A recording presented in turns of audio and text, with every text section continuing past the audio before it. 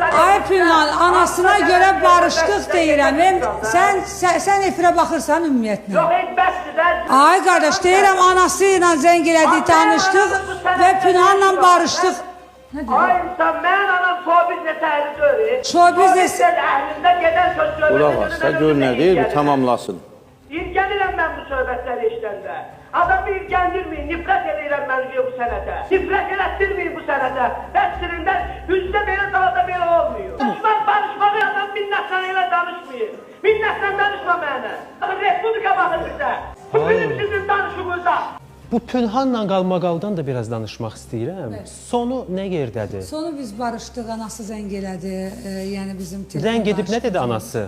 Dedi lazım deyil, Pünhan da səni çox istəyir, sən də Pünhanı çox istəyirsən.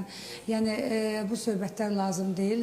Mən də anasına xatir, çünki o ki çox aqressiv danışmışdı Pünhan.